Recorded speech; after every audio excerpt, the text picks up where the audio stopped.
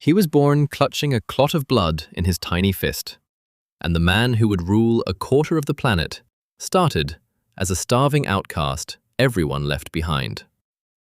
Most stories of Genghis Khan begin with the conquests, the burning cities, the endless cavalry, the terror.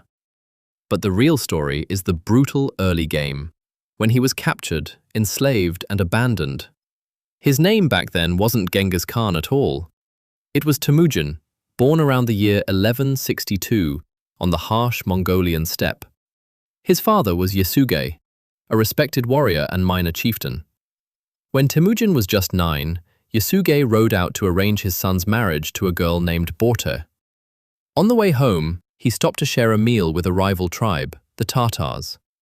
They recognized an old enemy, and they slipped poison into his food. Yasuge made it home, but the poison was already killing him. With the chief dead, the family's own clan made a cold decision. They abandoned Temujin, his mother, and his siblings, left them to starve so they wouldn't have to feed extra mouths. So picture it, a widow and her children, alone on the open steppe, surviving on roots, fish, and field mice. This is where the scars began to form. And then it got worse. A rival clan, the Taichiud, feared the boy might grow up to take revenge, so they raided his camp and took him prisoner. They locked a kang around his neck, a heavy wooden collar that pinned his hands and made it impossible to feed himself. He was passed from family to family as a slave. This is the part most people never hear. The future conqueror of the world, a starving, enslaved teenager. But here's the first power-up. One night, during a feast, his guards got drunk and careless, and Temujin swung his wooden collar, knocked a guard out, and ran. He hid in a river, only his face above the water, until the search passed. And one of his own guards, a man named Sorkan Shira, secretly helped him escape. Temujin never forgot it. And that became the foundation of everything. Because Temujin learned a lesson the steppe nobles never did. Loyalty was worth more than blood. The clans around him promoted men because of their family name. Temujin promoted men because they were good and they were loyal. Shepherds, captives, even former enemies who fought well. This was meritocracy on the steppe, centuries ahead of its time. He reclaimed his promised wife, Borte, and slowly built a band of followers who would die for him. But could a fatherless outcast really unite tribes that had hated each other for generations? He fought war after war across the grasslands, defeating the Tatars who poisoned his father, the Kerites, the Naimans, every rival in his path. And he did something no conqueror before him dared.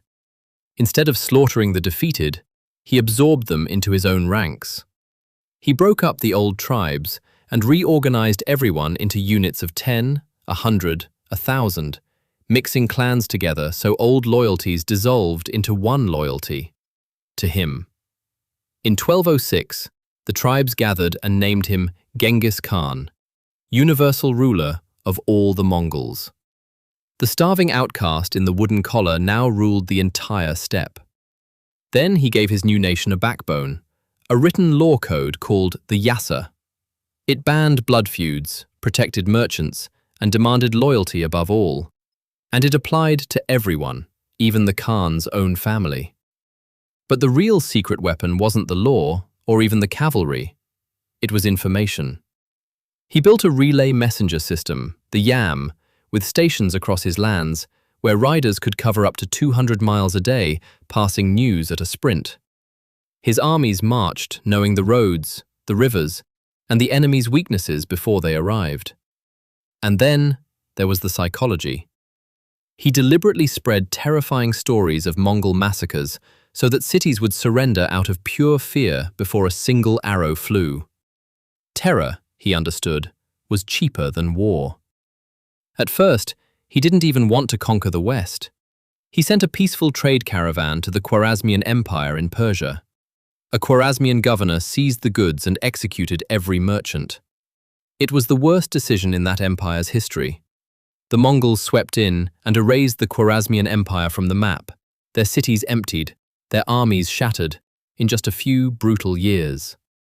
By the time he died around 1227, his empire stretched from Korea to the Caspian Sea, the largest contiguous land empire the world has ever seen. Now think about your own life for a second. The betrayals, the setbacks, the people who counted you out, the very things that nearly broke him are exactly what taught him how to build. Every scar became a strategy. He was born a nobody, betrayed by everyone, and he turned that abandonment into the largest empire in history. But survival can twist a person in stranger ways than conquest, as one man lost in the wilderness was about to discover.